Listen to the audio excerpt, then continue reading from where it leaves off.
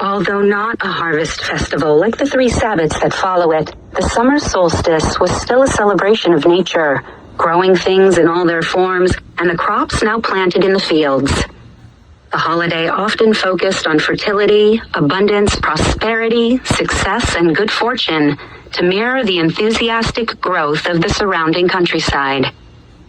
In Celtic traditions, June was the month of the oak, an important and much valued tree that was seen as the symbol of strength and vitality.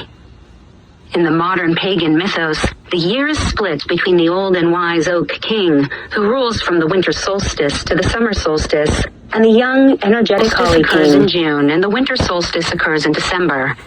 In the southern hemisphere, the reverse is true.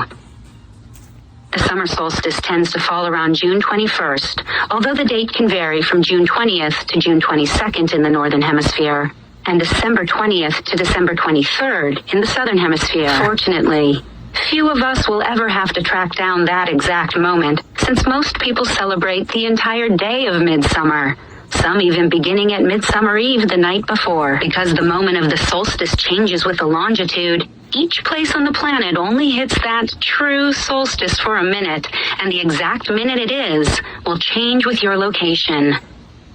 Fortunately, few of us will ever have to track down that exact moment, since most people celebrate the entire day of midsummer, some even beginning at Midsummer Eve the night before. The dates can be found on most modern calendars. The word solstice comes from the Latin sol, for sun, and statitum, meaning to stand still.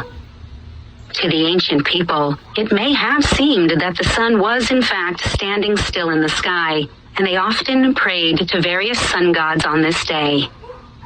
This includes some familiar names, including the Greek Apollo, the Egyptian Ra, and the Irish Lu, as well as some lesser-known gods, such as Belanos, the Celtic sun god who causes the sacred herbs of midsummer to grow.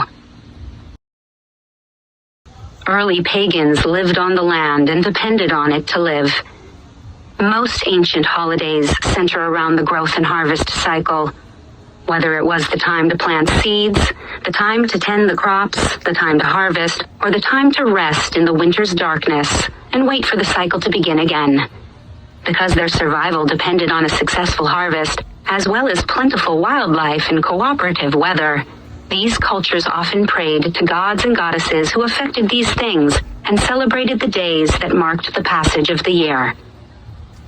The summer solstice was an especially joyful holiday because in most places it marked the end of the planting season and the beginning of the earliest harvest. The day was often seen as an excuse to take a moment out of the never-ending work of growing and finding food and allow all those busy people to catch their breath for just a moment and enjoy the fruits of their labors before resuming their tasks the next day.